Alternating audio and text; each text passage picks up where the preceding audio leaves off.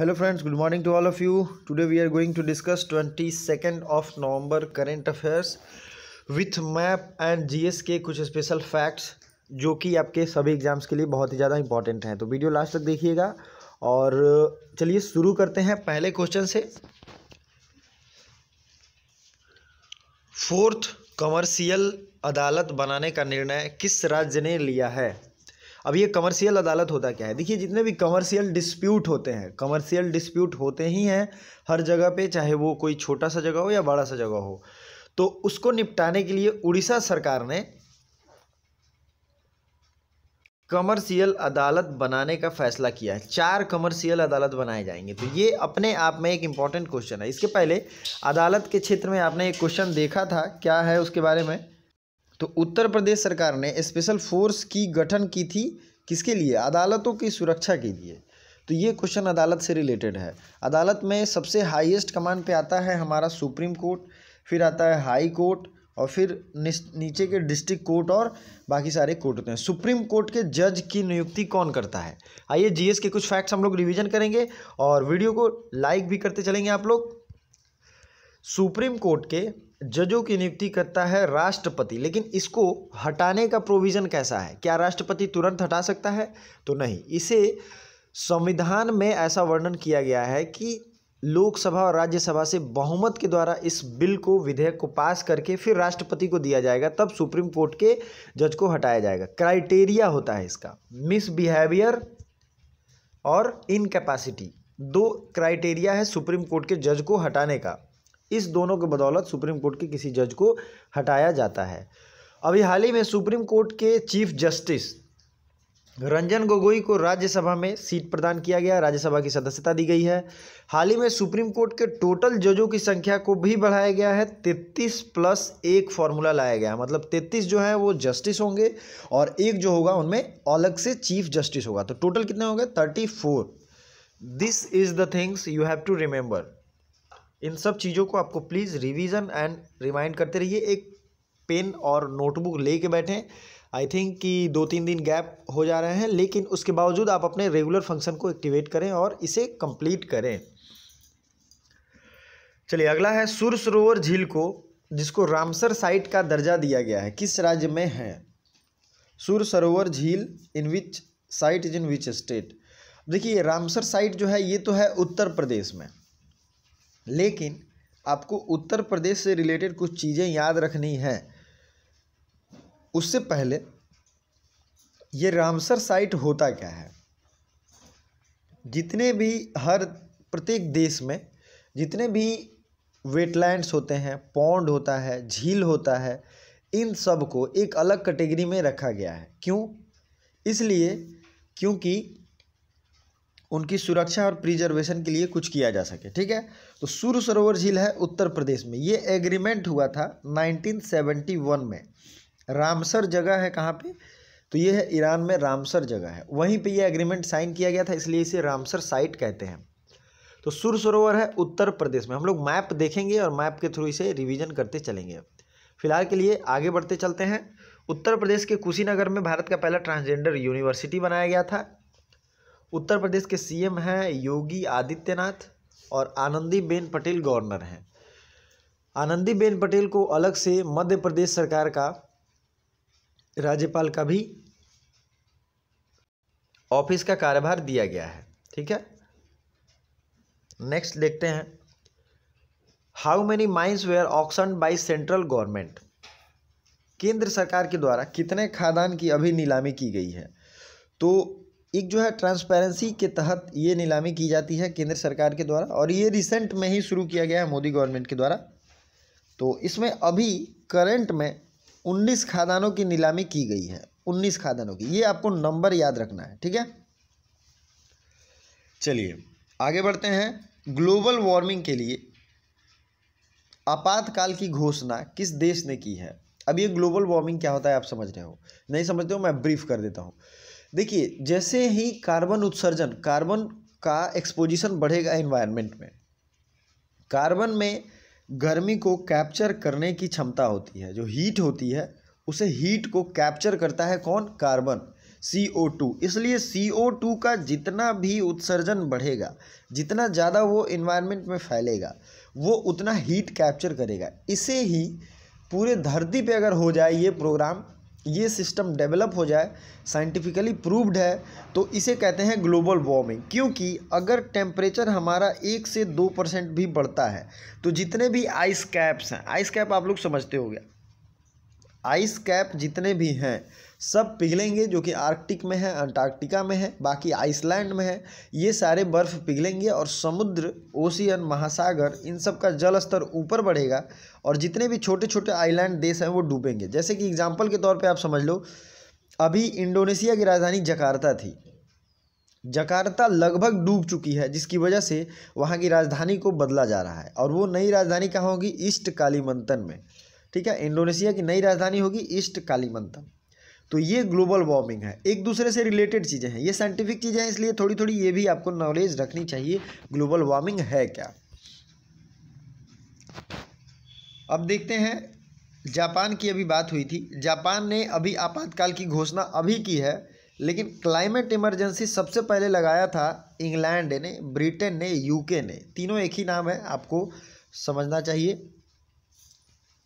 ठीक है, उसके बाद लगाया था आयरलैंड ने। सबसे पहले किसने लगाया था? इंग्लैंड ने। अभी करंट में लगाया गया है जापान के द्वारा। ठीक है, नेक्स्ट देखते हैं, जापान को हम लोग मैप में देखेंगे। ये रहा जापान और इसकी ये राजधानी है टोक्यो। जापान की करेंसी है ये YEN, याद रखिएगा। जापान के शिंजो आबे जो थे, इनके जगह पे नए PM आए हैं। कौन से आए हैं? जापान के PM नए बने हैं। अब मैंने इसे बहुत डिटेल में बहुत अच्छे से आपको बताया था, तो आपको आज जो कमेंट बॉक्स में, चाहे आप सर्च करो गूगल पे अगर भूल गए होगे तो, या आपको याद है तो कमेंट बॉक्स में कमेंट जरूर करें जापान के न्यू PM के नेम।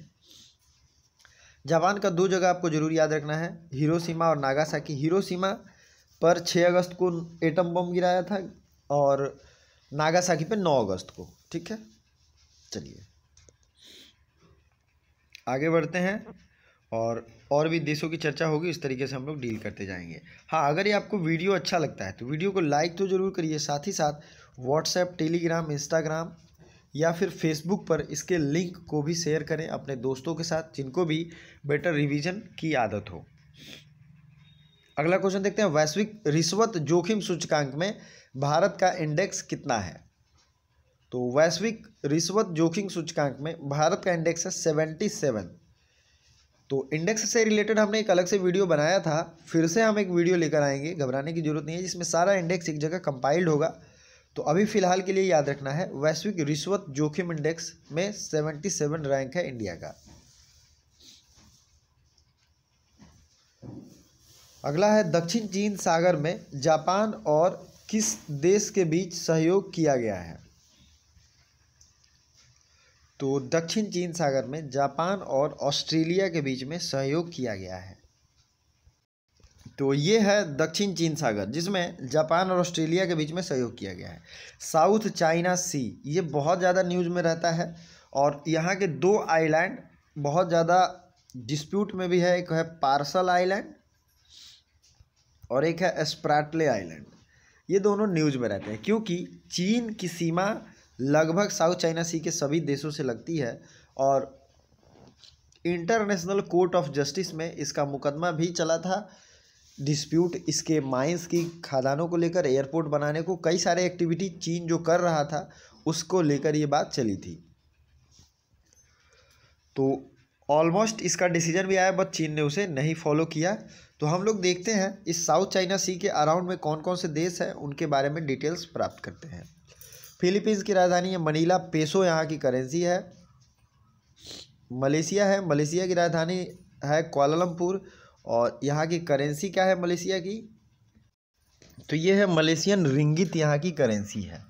इंडोनेशिया की बात मैंने अभी आपसे शेयर की थी। इंडोनेशिया जो है, इसकी राजधानी पहले थी जकार्ता, लेकिन अब हो गई है ईस्ट कालीमंतन, कालीमंतन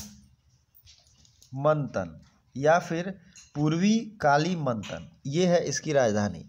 और इंडोनेशिया की करेंसी भी होगी और उस करेंसी को क्या कहते हैं? उसको कहते हैं रुपया। याद रखना, रुपया नहीं होता है, ये होता है रुपया। पूरे देश उनकी राजधानी और करेंसी पे हमने एक अलग वीडियो भी बनाई है और उसका पीडीएफ भी शेयर किया था। तो डिस्क्रिप्शन में टेलीग्राम का लिंक होगा, आप सबको ज्वाइन करना चाहिए, क्योंकि अभी भी मैंने 2 दिन के पीडीएफ उस पर शेयर किए हैं। साथ ही साथ कोई क्वेरीज होगा तो फेसबुक और इंस्टाग्राम का लिंक है, जिससे आप डायरेक्ट मुझे कांटेक्ट कर सकते हैं, बात कर सकते हैं, कोई भी क्वेश्चन हो पूछ सकते हैं।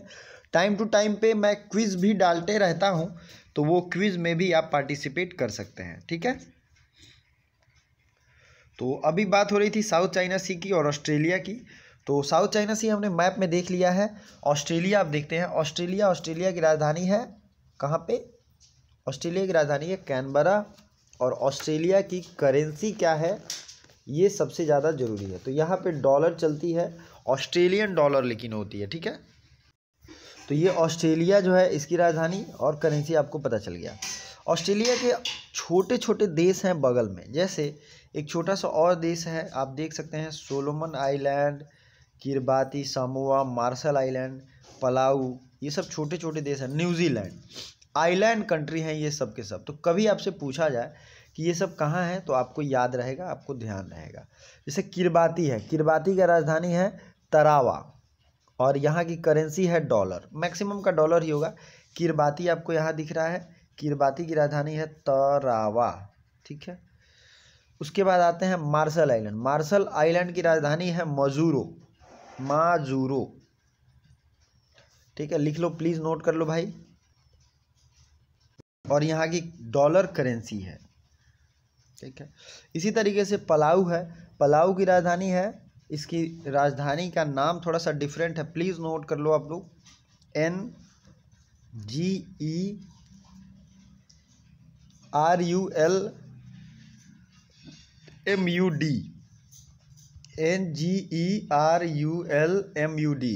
नगरुलम। इसको पढ़ा, पता नहीं क्या पढ़ेंगे, प्रोनाउंसिएशन थोड़ा सा इसका डिफ़िकल्ट है, बट आपको ऐसा नगुर लमूड पढ़ सकते हैं, नगुर लमूड। ठीक है, ये थोड़ा सा डिफ़िकल्ट है। इसका भी करेंसी जो है वो होगा US डॉलर। तो ये छोटे छोटे आइलैंड कंट्री हैं जो पूछा जाता है। अब देखिए, ग्रेट बैरियर रीफ कहाँ है, ये पूछा गया है। ग्रेट बैरियर रीफ है ऑस्ट्रेलिया में। 2 सोने की खान जो वर्ल्ड फेमस है, सबसे ज़्यादा यहाँ से सोने निकलते हैं, उसका नाम है कूलगार्डी और कार्ल गुडी। ये दोनों है ऑस्ट्रेलिया में। ऑस्ट्रेलिया में डिवीज़न करेंगे तो विक्टोरिया एक प्लेस ऑस्ट्रेलिया में भी है। और इस पूरे रीजन को कहते हैं ओशियानिया। दुनिया का सबसे छोटा आइलैंड कॉन्टिनेंट भी है ऑस्ट्रेलिया और सबसे छोटा कॉन्टिनेंट भी है, महादेश भी है ऑस्ट्रेलिया। ये दोनों चीज़ें आपको देखनी है, याद करनी है। तो चलिए आगे बढ़ते हैं अगले क्वेश्चन की तरफ। वर्ल्ड बैंक ने कनेक्टिविटी में सुधार के लिए किस नॉर्थ ईस्ट के स्टेट में $120 मिलियन की घोषणा की है इन्वेस्ट करने की? तो ये एक बहुत इंपॉर्टेंट क्वेश्चन है। मेघालय में वर्ल्ड बैंक ने $120 मिलियन की घोषणा की है। आइए इंडिया का मैप देखते हैं और समझते हैं। तो सबसे पहले देखते हैं, ये है मेघालय, फिर ऊपर के राज्यों को भी हम देखेंगे। मैप तो मैं बहुत दिखाता हूँ क्योंकि आजकल के जितने भी एग्जाम्स हैं सब में मैप बेस्ड क्वेश्चन पूछे जाने लगे हैं।